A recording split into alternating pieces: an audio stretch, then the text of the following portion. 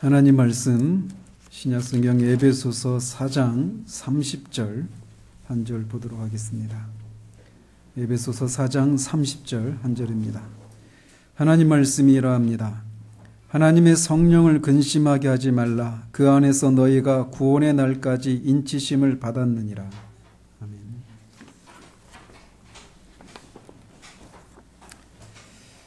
지난주에는 옛사람을 벗고 새사람을 입는 삶을 구체적으로 언급하는 도중에 사도가 이 삶은 성령의 능력을 힘입지 않으면 불가능한 것을 누구보다도 잘 알기 때문에 갑자기 이 도중에 이렇게 성령을 근심하게 하지 말라라고 하는 이 권면을 한 사실을 우리가 살펴보았습니다.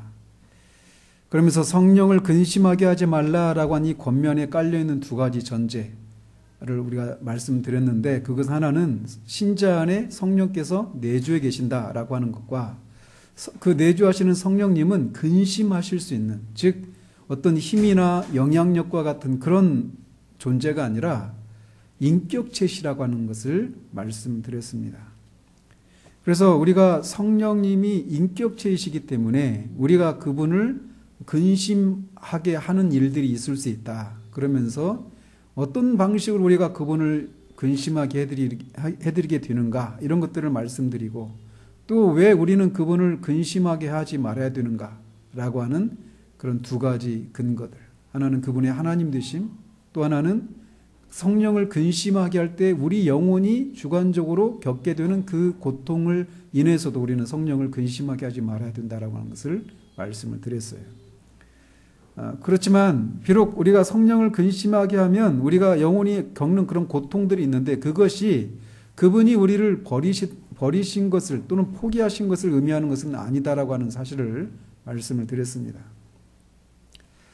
저는 그렇게 그런 말씀을 전하고 이번 주 내내 한 번 더 이 성령을 근심하게 하지 말아야 된다라고 하는 이 권면을 한 번 더 전해야 되겠다라고 하는 그런 생각을 더 강하게 가지게 되었습니다. 왜냐하면 성령을 근심하게 하고 있음에도 불구하고 자신이 성령을 근심하게 하고 있는지조차 모르는 사람들도 있고, 성령을 근심하게 하고 있는 이것이 우리 영혼에 얼마나 큰 고통이고, 그것이 우리 신앙생활에 얼마나 실제적이고 구체적이고 밀접한 그런 관계를 가지고 있는가를 우리가 다시 한번 되새길 필요가 있다고 생각되어서 한 번 더 말씀을 전하고자 합니다. 지난주에도 말씀드렸지만 하나님께서 우리들에게 주신 가장 큰 선물 두 가지가 있어요.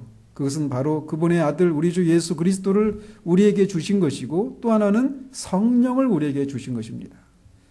우리는 예수 그리스도를 우리에게 주신 것에 대해서 상대적으로 성령을 우리에게 주신 것에 비해서 성자 하나님을 우리에게 주신 것에 대해서 더 많이 얘기하고, 그래서 성자 하나님을 향해서, 또 성자 하나님을 주신 하나님을 향해서 우리는 많은 감사와 찬양과 영광을 돌립니다. 그러나 성령을 우리에게 주셨다라고 하는 이 사실을 우리는 충분히 인식하지 못하고, 또 우리에게 주신 성령이 우리 안에서 하시는 일들을 잘 모르기 때문에 성부와 성자께 돌려야 될 그 영광에 합당한 정도의 그 영광을 성령 하나님께 돌려드리지 못하는 일들이 비일비재하다라는 사실이에요. 그래서 우리는 성령님이 하시는 일들, 성령님은 어떤 분이신가, 또 어떤 일들을 하시는가 라고 하는 사실들을 자주 들어야 되고, 또 자주 되새겨야 합니다. 성령님은 우리 안에 계실 때 항상 계시거든요. 영원토록. 그리고 매일 그런 일들을 하신단 말이에요. 매 순간 우리 안에서 어떤 일들을 하시도록 우리 안에 계시단 말이에요. 근데 성령님이 우리 안에서 하고 계시는데, 그게 성령님이 우리 안에서 하신다는 사실들을 모른 채 그렇게 신앙생활을 하고 있는 경우들이 많아요. 그래서 자신도 모르게 성령님을 근심하게 하고 있는, 또는 성령을 소멸하는 그런 일들을 하고 있다는 사실들을 생각할 때 다시 한번 이 성령을 근심하게 하지 말아야 된다라고 하는 이 사실을 다시 한번 이렇게 더 전하고 싶은 마음이 있어서 오늘 말씀을 전하고자 합니다. 그런데 방금도 말씀드렸지만, 오늘날 저는 성령께서 어떤 분이신지, 그리고 그가 신자들 안에서 어떤 일을 하고 계시는지를 이론적으로나 또는 실천적인 측면에서 잘 모르는 시대를 우리가 살고 있다라고 생각을 합니다. 성령께서 신자들 안에서 무슨 일을 하시는가를 잘 모르는 이것은 두 가지 극단적인 모습으로 나타나요. 하나는 지나치게 성령의 역사를 강조하는 방식으로 나타납니다. 토가 지나치게 무질서하고 심지어 다른 그리스도인에게 교회에 해를 끼치도록 하는 데까지 그렇게 극단적인 모습을 드러내는 모습들이 있어요. 그래서 그들은 오직 내적인 충동과 감정과 어떤 느낌, 그런 것을 성령의 인도하심이라고 생각해서 성경이 필요하지 않은 지경에까지 지나쳐 나가는 그런 한 가지 극단적인 모습이 오늘날 있어요. 그래서 마치 성경의 저자이신 성령이 우리들 안에 있으니 더 이상 성경은 필요하지가 않고 단지 그분이 우리 안에서 주시는 내적인 충동과 어떤 느낌과 어떤 신비한 황홀경 이런 것들을 더 예의주시하는 그런 일단의 모습들이 있습니다. 종교개혁 이후에 나타났던 퀘이커 교도들 중에 일부가 그런 모습들을 보였어요. 그리고 저는 개인적으로 오늘날 신사도 운동이나 또는 오순절, 또 은사주의 운동을 주장하는 사람들 중에서 이런 모습들을 저는 많이 봅니다. 그래서 성령님과 관련해서 성령님이 우리가 성령을 받았는가라고 하는 그런 질문을 받으면 많은 사람들이 어떤 은사주의적인 그런 가르침들의 영향을 받아서 성령을 받았는가? 성령님이 여러분 안에 계신가? 이렇게 물으면 그 질문에 대해서 답을 제대로 못합니다. 확신을 가지지 못해요. 왜? 많은 경우에 성령을 받았다. 성령이 우리에게 하시는 일들을 생각할 때 방언을 받았는지, 방언을 하는지, 또는 어떤 신비한 어떤 영적인 체험을 했는지, 이런 것들 위주로 성령의 역사하심을 생각하기 때문에 그래요. 막 기도하는데 막 기도 가운데 어떤 불이 막 나한테 막 다가오는 그런 체험을 했다. 그렇게 하실 수 있습니다, 성령께서. 근데 마치 성령의 그 체험을 그런 식으로만 어떤 은사와 관련해서만 또는 어떤 신비한 체험을 하는 것과만 관련해서 생각하는 경향들이 오늘날 굉장히 많이 퍼져 있어요. 그래서 성령을 받았는가, 성령님이 우리 안에 계신가라고 하는 질문 앞에 답을 못하고 머뭇머뭇거린단 말이죠. 그것은 성령님이 어떤 분이고 어떤 일을 하지 어떤 일을 한다라는 사실들을 모르기 때문에 나타나는 한 가지 극단적인 모습이라고 할 수 있어요. 그들은 어쨌든 도가 지나쳐서 그렇게 나타나는 그런 한 가지 모습이 있어요. 또 하나의 극단이 있다면 그것은 성령을 소멸하는 것입니다. 그렇게 잘못되는 또는 광신적인 그런 형태로 나타날 것에 대한 두려움 때문에 성령을 소멸해버리는 거예요. 그래서 성령의 활동을 무시하거나 인식하지 못해서 결국은 성령을 근심하게 하는 이런 두 가지 극단적인 모습이 오늘날 있다는 것입니다. 저는 조심스럽지만 소위 개혁주의를 자처하는 그룹들에서 저는 성령을 소멸하는 이런 모습들이 저는 종종 발견됩니다. 지극히 정통적인 것을 가르치고 옳은 것을 조차 행하지만 그들 안에 무엇인가 생기가 없고 성령의 그런 생생한 역사와 이런 그 성령의 역사하심을 통해서 궁극적으로 뒤에 가서 말씀드리지만 궁극적으로 성령이 역사하셔서 궁극적으로 나타나는 양상은 무엇이냐? 하나님과 그리스도를 향한 갈망, 그분의 사랑을 더 깊이 알고 더 온전히 알고 그분과 그런 사랑의 교제를 깊이 나누고자 하는 그런 모습으로 나타나거든요. 지극히 정통적인 가르침을 전하고 있음에도 불구하고 그런 사람들 안에서 성령께서 하신다라면 궁극적으로 나타나야 될 하나님을 향한 갈망과 그리움과 이런 것이 없어요. 이런 것들은 다 성령을 소멸하는 한 가지 모습이라고 할 수 있어요. 이렇게 성령을 지나치게 강조해서 도가 지나쳐버린 이런 한 가지 극단적인 모습과 성령을 소멸하는 이런 두 가지 극단적인 모습이 오늘날 교회 안에 많이 퍼져 있어요. 그런데 더 안타까운 것은 성령을 근심하게 한다라고 하는 그런 것을 이렇게 말씀을 드렸지만 성령께서 우리를 인해서 지금 근심하고 계시다라고 하는 것을 인식하지 못하는 경우라고 할 수 있어요. 예를 들어서 엄마가 막 화가 나 있는데 아이들의 어떤 행동을 보면서 근심하고 염려하고 있는데 아이들은 그걸 모른 채 그냥 자기가 전에 했던 대로 그냥 막 하는 겁니다.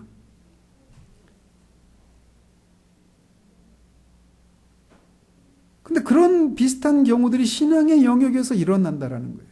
난 지금 나름대로 신앙생활을 하고 있다라는 것이죠.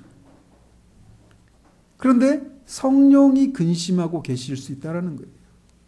마치 사무엘 선지자가 이스라엘의 선지자로 나타나기 전에 어느 날 밤 하나님께서 잠자리에 든 사무엘을 사무엘아 사무엘아 이렇게 부르잖아요.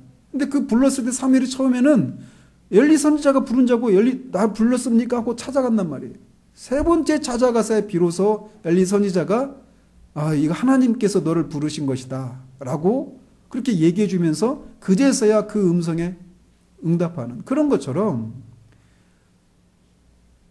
하나님의 성령께서 우리 안에서 근심하고 있는 것이 무엇인지를 몰라요. 그래서 그냥 나름대로 그렇게 사무엘 선지자가 엘리 선지자를 찾아가는 것처럼 그렇게 성령을 근심하게 하고 있는 상황임에도 불구하고 그것을 분간하지 못하는 그런 경우들이 있다라는 것입니다.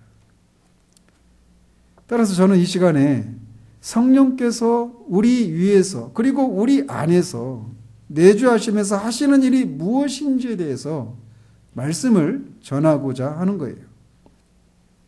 특별히 성령을 근심하게 한다라고 하는 얘기는 지난주에도 말씀드린 것처럼 우리 안에 성령께서 내주하신다라고 하는 것을 전제한단 말이에요. 즉 내주하시는 성령께서 무엇을 하시는가 이 얘기를 해야 되는데 그 성령께서 우리 안에 내주하시기 전에 하시는 일들이 있어요. 그 일에 대해서도 우리가 모르는 경우들이 많습니다. 그래서 오늘 하려고 하는 내용들은 이미 제가 한 8개월 넘게 아더핑크의 그 성령론을 다룬 적이 있는데 거기에서 8개월 동안 다뤘던 거를 오늘 제가 이 50분 내에 줄여서 요약해서 말씀을 드리려고 하는 거예요.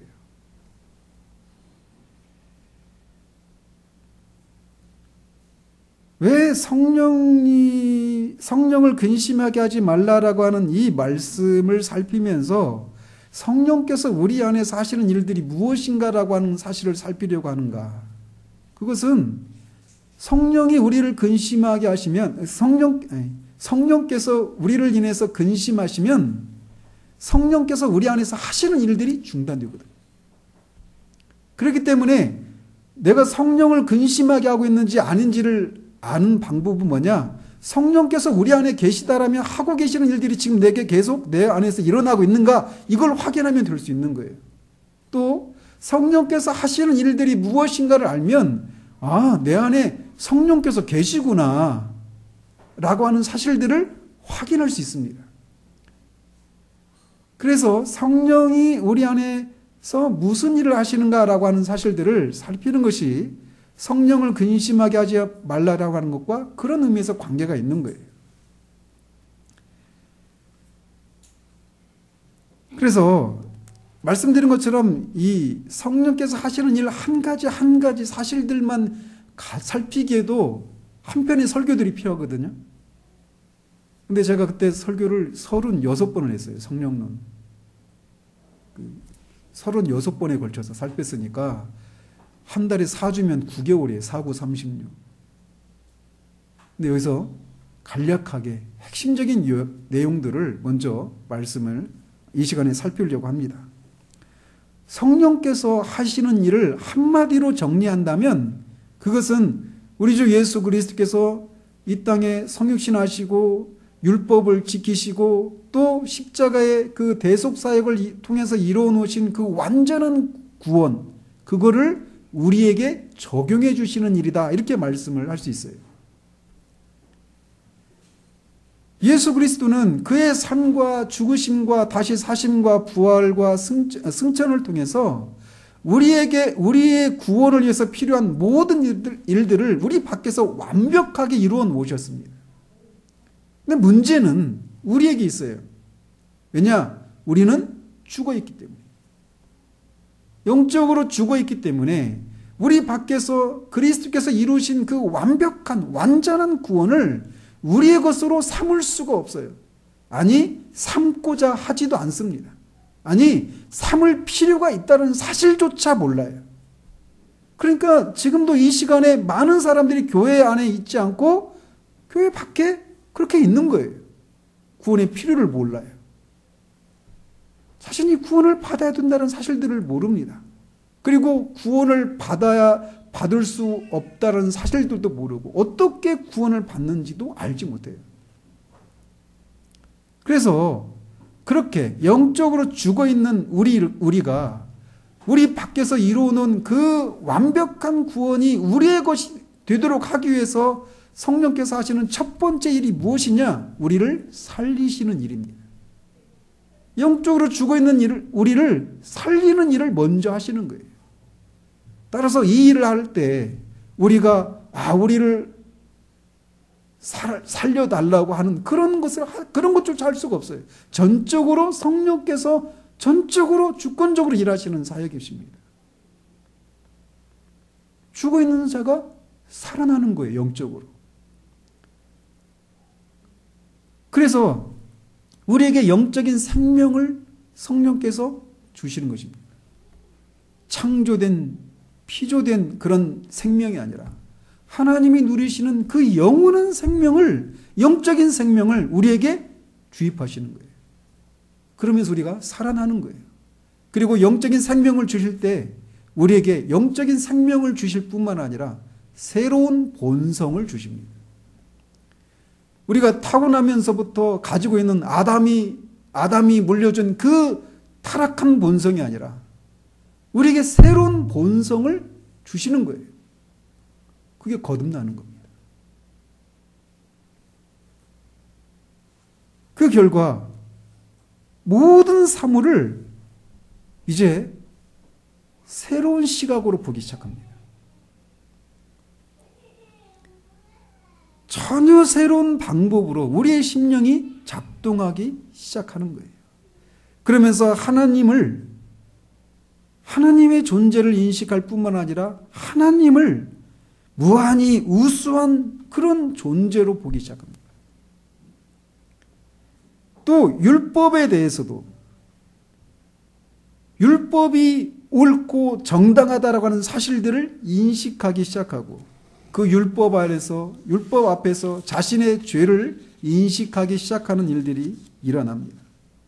그리고 그렇게 하나님 앞에 또 율법의 정죄를 받아 영원한 형벌을 받아 마땅한 자신의 존재를 하나님이 그냥 버리지 않으시고 그 아들을 통해 우리를 구원해 주신 그 하나님의 은혜에 대해서 놀라게 되는 일들이 일어나기 시작하는 거예요. 이런 영적인 활동이 그렇게 성령께서 우리 안에서 우리를 영원한 생명을 주시고 새로운 본성을 주셔서 우리가 그런 영적인 것들에 대해서 우리가 반응하기 시작하는 거예요. 이 일들은 우리의 심령 깊은 곳에서 일어나는 신비한 일이기 때문에 우리는 그 결과를 알 뿐이지 어떤 방식으로 일어나는지 우리는 그 시작도 알 수 없습니다. 단지 열매들만 확인할 수 있을 뿐이에요. 이렇게 가장 먼저 우리를 살리시고 거듭나게 하시는 일들을 하십니다. 성령께서. 근데 우리는 처음에 그런 일들이 우리 안에 시작될 때 우리는 그 일들을 잘 인식을 못해요. 그래서 그렇게 살리시고 거듭나게 하시는 일을 하신 후에 성령께서 우리에게 하시는 일들이 뭐냐? 조명하시는 일들을 하셔요. 거듭나지 못한 영혼은 영적으로 흑암의 상태 가운데 있기 때문에 하나님과 영적인 일에 대해서 영적인 방식으로 알 수도 없습니다. 그뿐만 아니라 그 하나님과 영적인 일을 사랑하고 찬양하고 섬기는 것은 더욱 불가능해요.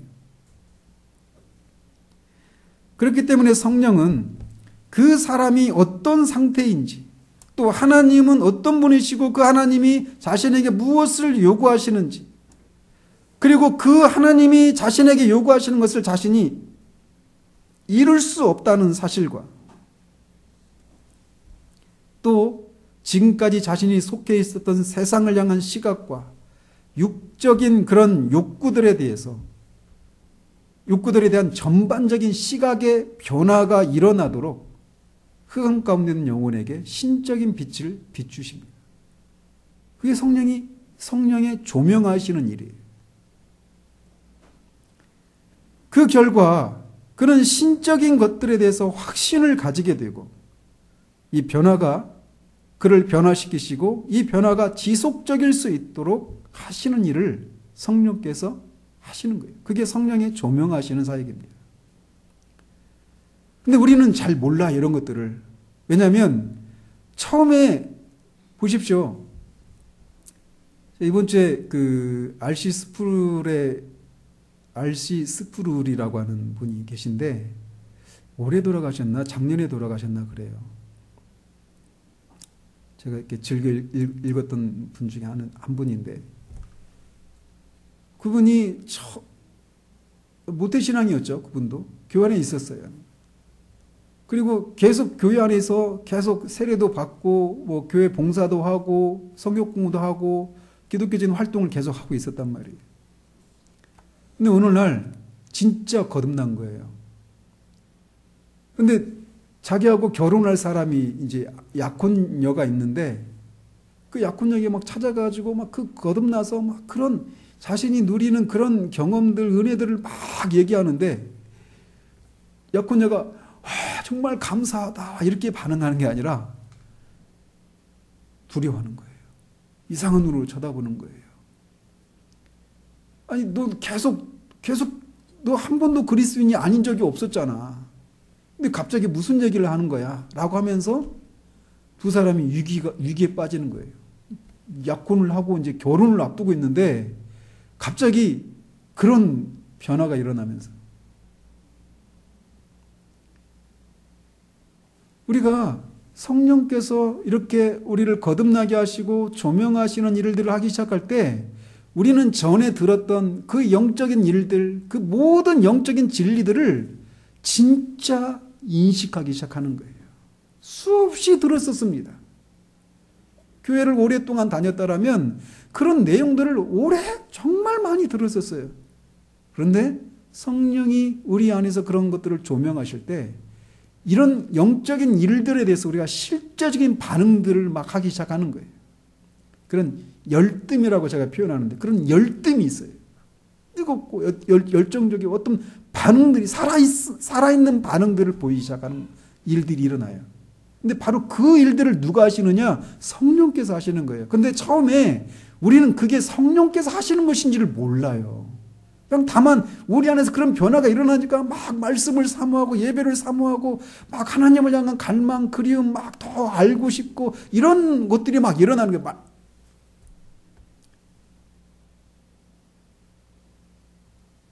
이렇게 처음에 거듭나게 하시고, 살리시고 거듭나게 하시고 조명하시는 일들을 하기 시작합니다. 그러면서 그렇게 조명하게 하시는 일들을 통해서 하나님과 영적인 일들에 대해서 알게 될 때, 그 사람의 처음 시작은 환희로 시작되는 게 아니에요. 왜냐? 성령이 조명하게 하실 때 처음으로 하시는 일이 무엇이냐면 죄를 확신하게 하는 일이기 때문에 그래요.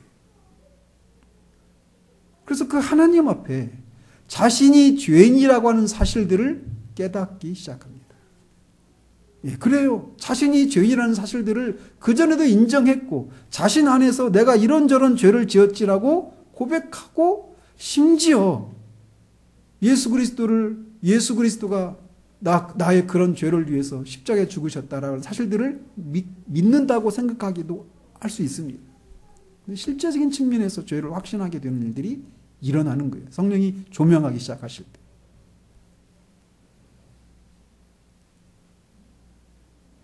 그래서 죄가 하나님을 대적하는 것이다라고 하는 사실들을 그가 인식하기 시작합니다. 자신 안에 한 가지 죄된 행동뿐만 아니라 내 생각, 욕망, 그리고 상상들, 그런 모든 것들이 얼마나 하나님 앞에 악하고 하나님을 대적하는 것인가라고 하는 사실들을 깨닫기 시작하고, 하나님의 요구 앞에 자신이 도달할 수 없다라고 하는 그런 사실들을 깨닫고, 그 하나님의 요구에 도달할 수 없는 자신의 그 상태가 얼마나 무서운 것인가라고 하는 사실들을 깨닫기 시작합니다.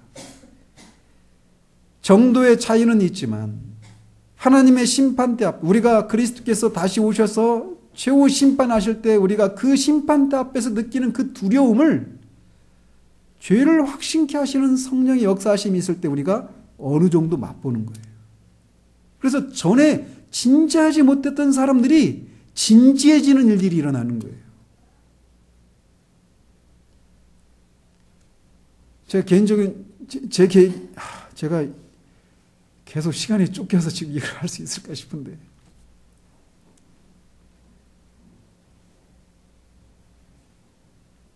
이번 달에 제 고등학교 동창 결혼식이 있어요. 제가 지금 갈까 싶은데, 제가 잘 되기를 바라는 친구 중에 하나인데, 가면 저를 보면 고등학교 동창들, 이제 저희 고등학교 담임 선생님이 주례를 하신대요. 선생님 포함해서 그 친구들이 저를 보면 다 놀랍니다. 왜냐하면 목사가 비워서가 아니라 제가 진지해져서 그래요. 진짜 제가 까불이었거든요. 지금 여러분이 저를 그런 상상을 못 하시죠. 성령께서 우리 안에서 역사하시면서 우리 하나님이 어떤 분이시고 그 하나님의 요구가 무엇인지를 깨닫게 하시고, 그 앞에서 내가 미치지 못하는, 그리고 그 상태가 얼마나 하나님 앞에 악한 상태인지, 내 상태가 얼마나 절박한 상태인지를 깨닫게 됐을 때 무서운 진지함들이 임하는 거예요. 물론 정도의 차이는 있습니다. 죄를 인식하게 하는 그 정도도 사람마다 다 차이가 있기 때문에. 그런데 성령이 우리 밖에서 그렇게 조명하시는 일들을 하실 때 처음으로 하시는 일이 뭐냐면 죄를 확신하게 하는 일들을 하시는 거예요. 그 결과 죄를 확신하게 되면 우리는 하나님 앞에서 두려움, 심판을 내가 피할 수 없다라고 하는 그 사실, 내가 이미 저지른 그런 일들 뿐만 아니라 내 안에 있는 그 생각, 내 존재 자체가 하나님을 대적하는 그런 존재이고, 그 상태를 벗어날 수 없다라는 사실들을 인해서 깊은 절망과 두려움에 사로잡히게 되는 거예요.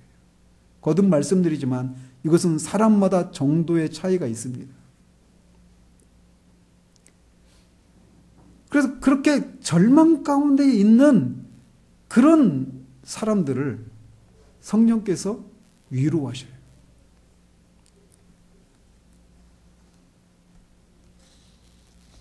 그렇게 절망 가운데 있는 심령을 바로 그런 너를 위해서 하나님의 아들 그리스도께서 모든 일들을 이루어 놓으셨고, 너의 그 모든 절망적인 상태를 충분히 회복하고도 남음이 있는 그런 일들을 해 놓으셨다는 사실들을 알게 해주시고, 아무리 악한 자라도, 어떤 돌이킬 수 없는 그런 죄를 저지른 사람이라 할지라도 하나님 아버지께서 그를 받아주신다라고 하는 사실들을 확신케 하시는 것을 통해서 절망 가운데 있는 심령을 위로하십니다. 거듭 말씀드리지만 이 기간이나 정도는 사람마다 다 차이가 있어요. 근데 그런 일들을 하시는 거예요. 그리고 나면 그렇게 절망 가운데 있는 사람들을 그렇게 그리스도 안에 있는 그 구원의 완전함과 충분함, 그리고 아버지께서 그들을 어떤 사람이라도 받아주신다는 그 사실들을 확신케 하셔서 위로해 주신 그 심령을 성령은 그를 그리스도께로 이끌어 가십니다. 그래서 그에게 은총과 간구하는 심령을 부어주시고 그를 그리스도에게로 이끌어 가십니다. 그리고 그의 눈을 열어서 모든 죄를 씻을 수 있는 그리스도의 보혈의 샘을 발견하게 하십니다. 그 깊은 샘에 있는 그 보혈의 샘에 그 물을 뜰 수도 없고 거기에 들어갈 수도 없는, 마치 요한복음 5장에 나오는 38년 된 그 병자가 그 베데스다 그 연못에 들어가면 낫는다고 하는데 거기를 가기를 원하지만 갈 수가 없는 그런 심령을, 그런 상태 가운데 있는 신자들을 성령께서 그리스도의 보혈의 속죄의 능력을 적용하셔서 그의 모든 죄가 씻김을 받게 하십니다. 더 나아가서 성령은 그렇게 그리스도의 속죄의 피로 죄가 깨끗이 씻음을 받은 사람을 하나님 아버지께로 이끌어 가셔요. 이 과정 속에 성령님은 뒤에 빠져 계십니다. 일종의. 그가 나타내시는 분은 그리스도예요. 그리고 하나님 아버지십니다. 그리고 이렇게 성령의 이끄심을 통해서 택함을 받은 사람은 그리스도에게로 인도함을 받고 그리스도와 연합을 이루게 하십니다. 그래서 그리스도에게 일어난 모든 일들이 그에게 일어난 일이 되게 하신 거예요. 그런데 이렇게 신자와 그리스도가 연합이 이루어지는 이 일은 일방적인 일이 아니라 상호적인 연합입니다. 즉 그리스도 쪽에서만 우리를 받아주신다라고 하는 의미가 아니라 상호적인 거예요. 즉 우리도 받아들이는 거예요. 그리스도를. 무엇으로? 믿음입니다. 그리스도와 우리를 연합시키게 하는 그 연결수단이 뭐냐? 믿음이에요. 성령께서 바로 그 믿음을 주시는 겁니다. 그래서 성령은 우리를 그리스도께로 이끄실 뿐만 아니라 그리스도와 우리가 연합을 이룰 수 있도록 그 연결고리인 믿음을 주셔서 그리스도와 우리를 연합시키십니다. 그리고 성령께서 우리 안에서 내주하기 시작하는 거예요. 지난주에 우리가 내주하시는 성령에 대해서 말씀을 드렸죠. 모든 신자 안에는 성령께서 계십니다.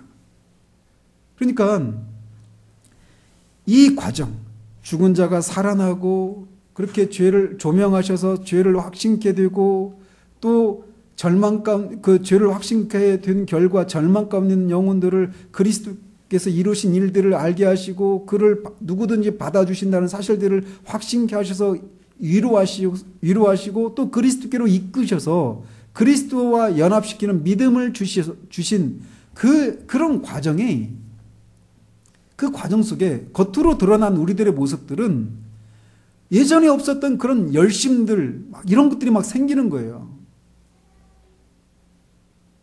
한번 돌아보십시오. 여러분이 그 시기에 여러분이 얼마나 막 그런 간절함들이 있었는지. 이것도 정도의 차이가 있습니다. 특별히 말씀에 대해서 하나님 늘 들었던 하나님, 하나님의 그 실체, 인격을 여러분이 막 절실하게 느끼는 거예요. 그리고 말씀을 향한 그런 열심들이 생겨나는 것을 보게 될 거예요. 저는 그 시기에 하루에 말씀을 보통 출근할 때 한 편, 퇴근할 때 한 편, 와서 막 시간 있는 대로 막 몇 편씩. 어떤 때는 그 설교 한 시리즈 한 10편 되는 거 있잖아요. 토요일 날 쉬는 날 그 하루 종일 밥 먹는 시간 빼고는 하루 종일 말씀을 듣는 거예요. 혼자서. 그 말씀을 들으면서 막 그런 막 감사, 기쁨, 환희, 막 두려움, 살아있는 사람이기 때문에 느끼는 그 모든 것들을 막 느끼기 시작하는 거예요.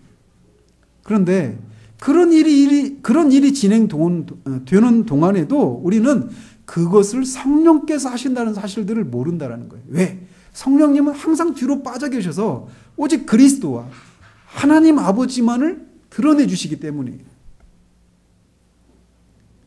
그래서 어떤 분은 이 성령님을 샤이한 하나님이다 이렇게 말을 해요. 부끄러워하시는 하나님이시다.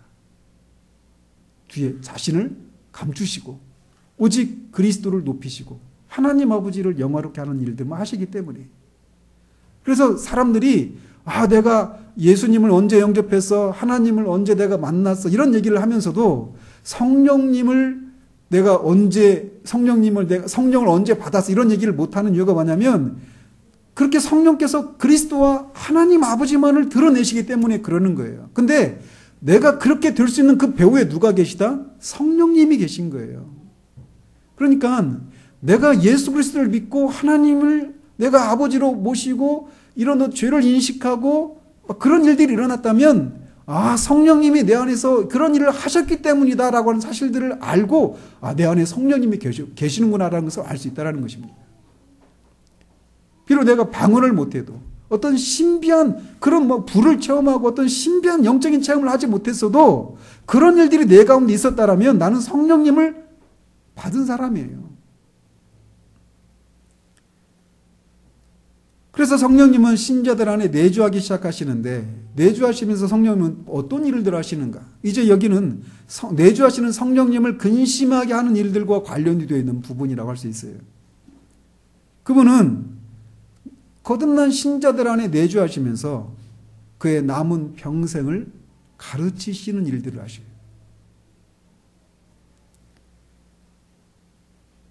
그런 그들에게 신자들 자신의 본질적인 타락성을 보다 충만히 더 깊이 깨닫게 하시고 우리 육신 가운데는 도무지 선한 것이 없다는 사실들을 믿게 하시고 그 육신의 어떤 것들을 개발시키고자 하는 모든 기대들은 다 헛된 것이라는 사실들을 알게 하시고 더 나아가 적극적으로 거룩함이 얼마나 아름다운 것인가를 가르쳐 주십니다.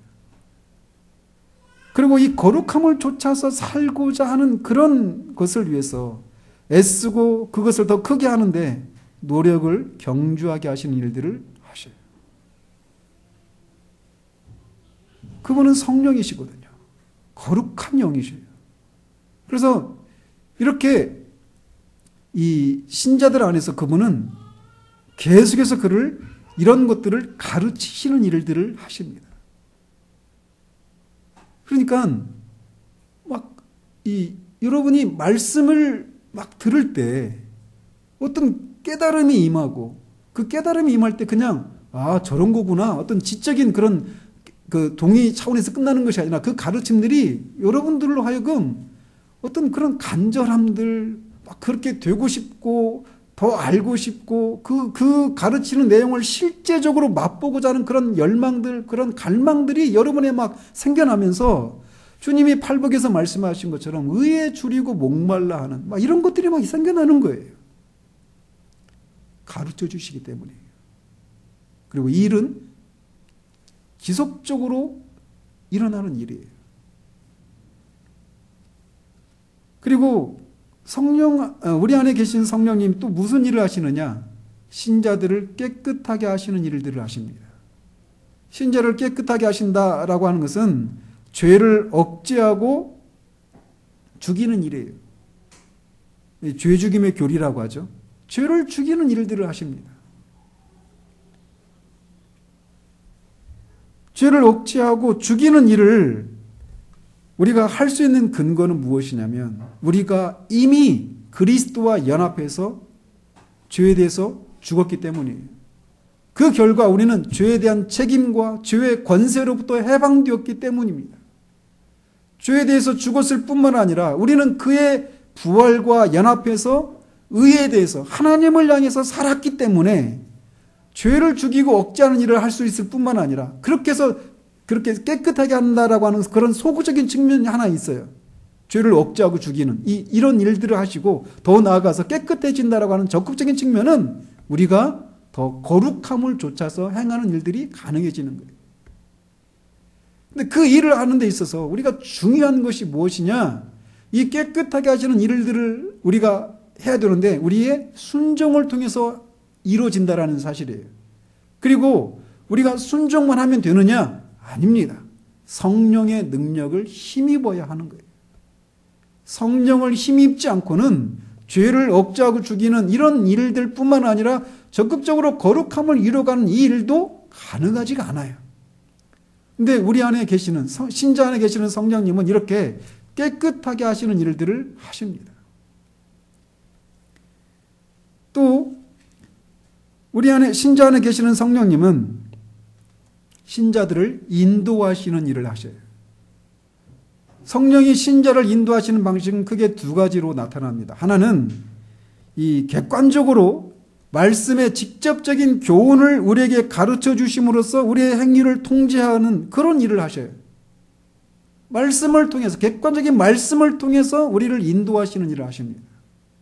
또 하나는 주관적으로 우리 영혼 깊은 곳으로부터 은밀한 감동을 주심으로써 우리가 좇아야 될 것과 피해야 할 것이 또 우리가 행해야 될 의무들이 무엇인가를 가르쳐 주시는 일을 하십니다. 근데 여기에서 우리가 어떤 오류에 빠질 수가 있어요. 우리 안에서 은밀한 방식으로 인도하신다라고 할 때 처음에 이 말씀 처음에 말씀드린 것처럼 어떤 내적인 충동과 느낌과 어떤 신비한 영적인 체험 이런 걸 의미하는 게 아니라는 거예요. 우리 안에 그 내밀한 방식, 우리 영혼 깊은 곳에서 내밀한 그런 감동을 주시는데 그 감동이 하나님의 말씀에 어긋나는 방식으로 우리를 감동하시고 인도하신 것이 아니라고 하는 사실들을 우리가 기억해야 합니다. 그래서 신자 안에서 은밀한 방식으로 인도하신다고 할 때 그것이 성령의 인도인지 아닌지는 말씀에 비추어 보아야 합니다. 그래서 우리가 성령에 의해서 인도함을 받고 있는지 아닌지는 우리가 우리 자신을 의지하지 않고 또 우리 자신에게 집중하지 않고 매사에 그리스도에게로 이끌림을 받고 있고 거룩함을 향하도록 하고 있다면 우리가 성령의 인도하심을 받고 있다라고 말할 수 있어요. 뿐만 아니라 신자 안에 계시는 성령님은 확신케 하시는 일들을 하십니다. 무엇을 확신케 하시느냐? 신자가 하나님의 자녀가 되었다라고 하는 사실들을 확신케 하시는 그런 느낌을 불어넣어 주시는 일들을 하십니다.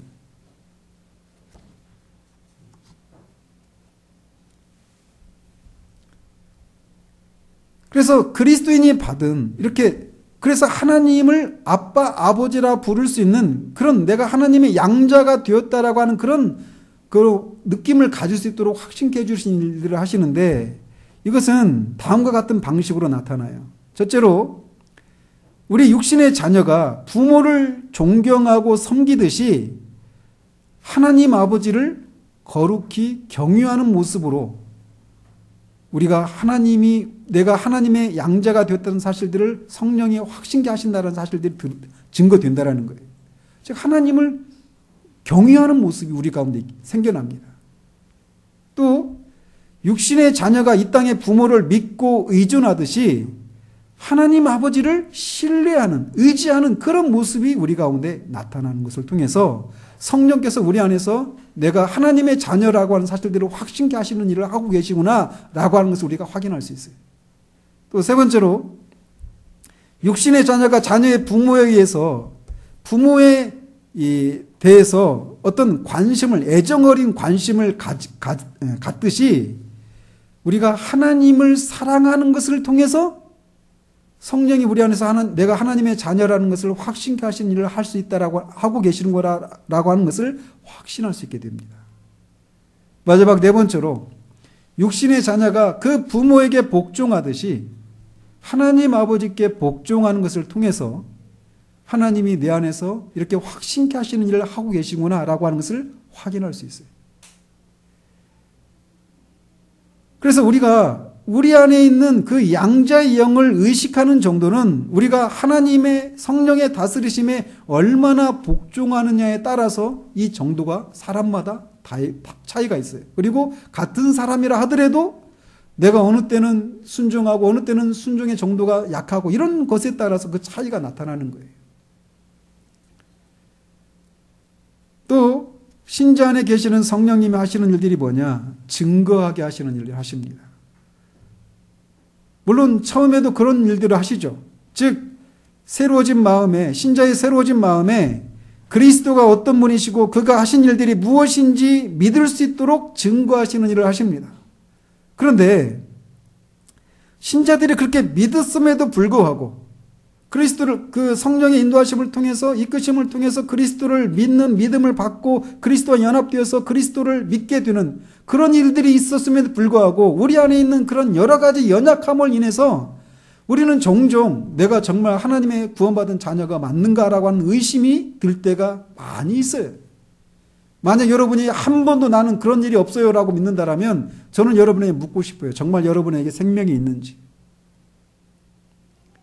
그래서 진짜 신자들 안에 있는 그 제5열, 그 죄의 본성과 밖에 있는 사탄의 그런 참소를 인해서 신자들은 종종 내가 정말 하나님의 자녀인가라고 하는 사실들을 의심하고 낙심하고 절망하게 되는 상황들을 맞이한단 말이에요. 그럴 때마다 성령이 우리가 하나님의 구원받는 자녀라고 하는 사실들을 우리 영과 더불어서 증거하시는 일들을 하십니다. 그래서 구원을 확신케 하시는 일들을 하셔요. 뿐만 아니라 성령은 또 이렇게 인치시는 일을 하시는데 방금 말씀드린 증거하시는 사역과 매우 밀접한 관계가 있는 것입니다.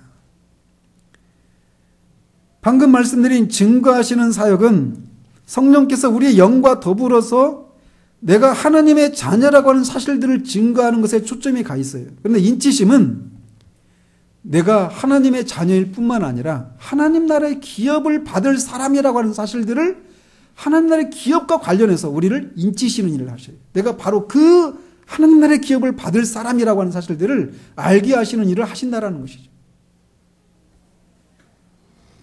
또 신자 안에 계시는 성령님은 도우시는 일들을 하십니다. 그리스도인들이 고난과 시련 가운데 그들의 연약함을 인한 의심과 절망과 무력감에 시달리는 경우에 성령이 그들을 도우십니다. 근데 어떤 방식으로 도우시는가? 신자들의 연약함을 제거하시는 방식으로 도우시는 것이 아니라 그 고난과 시련을 견디고 이겨낼 수 있는 힘을 주시는 방식으로 그를 도우셔요. 그래서 어때요? 그런 것들을 극복해내는 것을 통해서 신자가 더 견고해지고 더 온전해지는 거예요. 그래서 신자들을 그렇게 도우시는 일들을 하십니다. 또 신자 안에 계시는 성령님은 그들에게 간구의 영을 불러 일으켜 주시는 하나님이십니다. 특별히 고난 가운데서 신자들이 그런 고난을 받을 때 하나님 은혜가 절실히 요구되는 그때 아이러니하게도 하나님의 은혜를 구해야 되는데 무엇을 구해야 되는지 어떻게 구해야 되는지 모르는 그런 연약함을 경험하게 됩니다. 이게 신자의 역설이에요. 그렇게 신자가 하나님의 은혜가 절실히 필요한데도 불구하고 마땅히 빌 바를 알지 못하는 상태감 신자들에게 간구할 수 있는 은혜를 허락해 주시는 거예요. 그래서 그의 마음에 무엇을 간구해야 하는지 또 자신에게 필요한 모든 것들이 하나님의 약속 안에 담겨 있다는 사실들을 일깨워 주시는 것을 통해서 그래서 바르게 구할 수 있도록 신자들을 도우시는 일들을 하십니다. 또 신자 안에 계시는 성령님은 그들을 변화시키시는 일들을 하셔요. 신자들을 변화시키는 방법은 두 가지 방법입니다. 하나는 율법의 거울을 통해서 우리가 하나님 앞에 얼마나 온전하지 못한 것인가를 깨닫게 하십니다. 그러나 또 동시에 복음의 거울을 통해서 그런 우리를 복음 안에서 우리를 하나님이 받으셨다는 사실들을 알게 하시고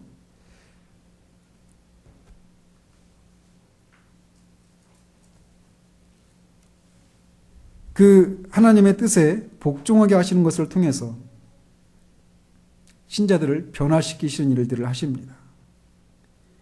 또 신자 안에 계시는 성령님은 신자들을 보호하시는 일들을 하십니다.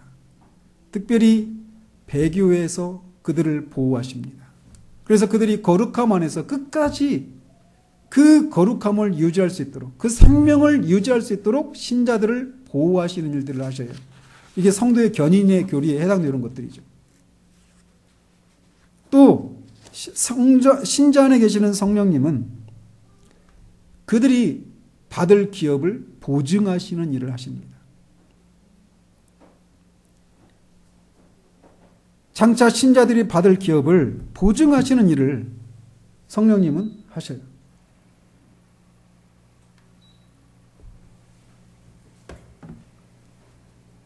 성령께서 신자들이 받을 기업을 보증하시는데 신자들이 장차 받을 기업이 무엇입니까?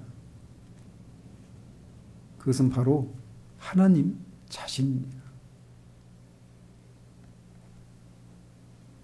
복되신 삼위일체 하나님은 성도들의 영원한 분기이십니다. 성령님은 바로 우리가 받을 그 기업을 보증하시는 일을 신자 안에서 하시는 거예요. 또 신자 안에 계시는 성령님은 성도들로 하여금 열매를 맺게 하십니다. 그래서 성령의 열매를 맺게 하셔요. 사랑과 희락과 화평과 오래 참음과 자비와 양성과 충성과 온유와 절제라고 하는 성령의 열매를 신자들 안에서 맺게 하셔요. 이 성령의 열매에 대해서 사무엘 최두육은 이렇게 말합니다. 성령의 열매는 애정이 넘치고 사랑스러운 성향, 이게 사랑의 열매예요. 빛나는 영혼과 마음을 밝게 하는 기질, 희락이죠. 평온한 마음과 조용한 태도, 화평이죠. 화를 돋구는 상황 내지 함께 있기 힘든 까다로운 사람들을 견디는 인내, 오래 참음이죠. 동정심으로 바라봄과 재빠른 도움, 자비, 관대한 판단과 도량 넓은 자선, 양선이죠. 모든 상황에 처하여 충성을 보여줌과 믿음직스러움, 충성이죠. 다른 사람들의 기쁨 가운데서 자신을 잇는 겸손, 뭐죠? 온유함이죠. 그 다음에 마지막 특징으로 모든 일에 있어 자기를 다스리고 자신을 통제하는 절제. 이게 성령의 열매의 특징이라고 말을 합니다. 이런 열매를 신자들 안에서 맺게 하셔요. 따라서 이런 일들이 자신 안에서 일어나고 있다라면 성령님이 지금 여러분 안에 거하고 계신 거예요. 그런데 우리가 성령님을 근심하게 해드리면 이런 일들이 우리에게서 일어나지 않는 것 같은 그런 상황들을 맞이하게 된다는 겁니다. 그래서 앞에서도 말씀드렸죠. 성령님은 우리로 하여금 그리스도와 성부 하나님을 향해서 인도하시는 일을 하셔요. 그분을 즐거워하고 그분들과 더 깊은 사랑의 교제를 나누게 하시는. 근데 성령님을 근심하게 해드리면 이런 일들을 하지 않으시는 결과 어떤 일들이 일어나느냐? 하나님이 우리를 더 이상 사랑하시지 않는 것 같은, 하나님의 은혜가 우리에서 끊어진 것 같은 그 영혼의 어둠을 맞이하게 된다는 사실이에요. 그런데 성령을 근심하게 하는 그 일들과 비슷한 양상들이 있어요. 우리가 성령을 근심하게 해드리지 않았음에도 불구하고 하나님이 우리에게서 하나님의 임재를 거두어 가시는 때가 있어요. 크게 두 가지 이유 때문에 그렇습니다. 첫 번째 이유는 몰라요. 왜 그런지 모릅니다. 언젠가도 말씀드렸죠. 하나님은 우리가 할 수 없는 이유로 우리에게서 하나님의 임재를 거두어 가시는 때가 있어요. 마치 성령님이 우리 안에 거하시지 않아서 하나님과 그리스도와 우리가 아무런 관계가 없는 것 같은, 그래서 지금까지 그렇게 달콤하고 모든 것이 생생하고 모든 것이 정말 다 살아있는 실제처럼 다가왔던 그 모든 것들이 다 사라지고 아무런 감각도 맛도 느끼지 못하는 어두움 가운데 우리를 내버려 두시는 때가 있어요.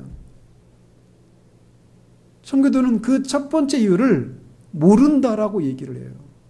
제가 청교도를 좋아하는 이유 중에 하나가 그거예요. 하나님의 길은 우리의 길과 다릅니다.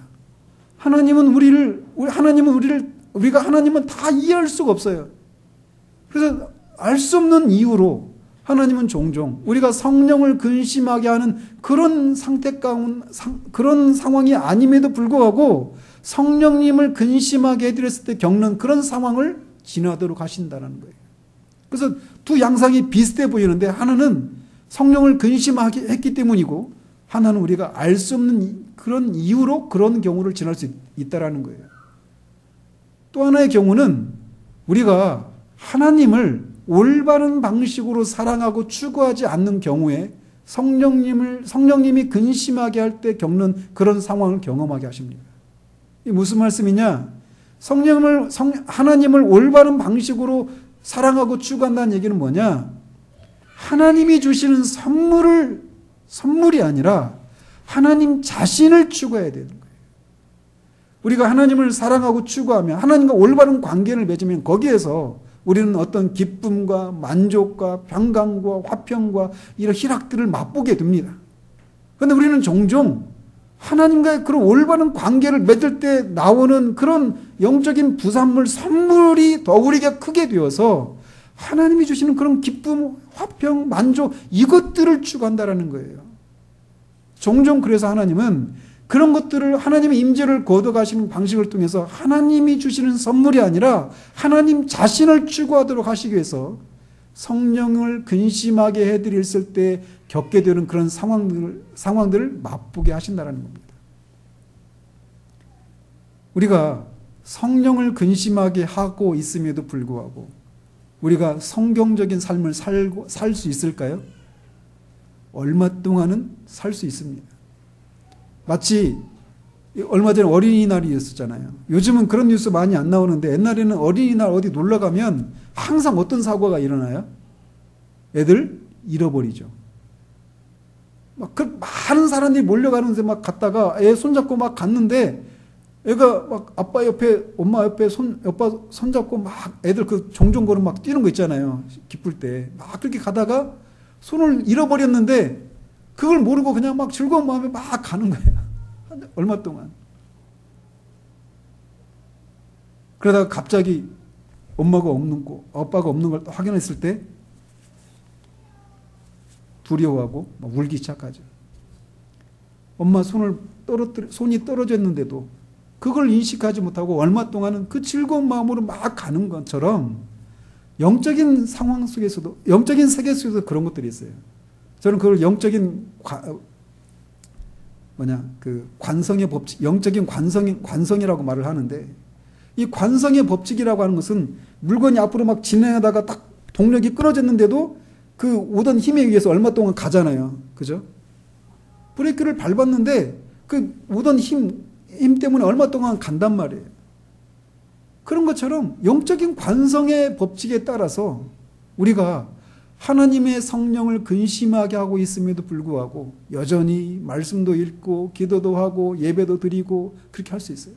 근데 여러분의 영혼 깊은 곳에서 성령께서 우리 안에서 일하신 결과 하나님을 향한 그리움과 갈망, 하나님이 나를 사랑하시고 내가 또 하나님을 사랑하고 이렇게 살아계신 하나님과의 그런 관계를 누림이 내 가운데 없는 것을 인한 영혼의 깊은 그런 외로움과 그런 어떤 슬픔, 이런 것들을 조만간에 맛보게 됩니다.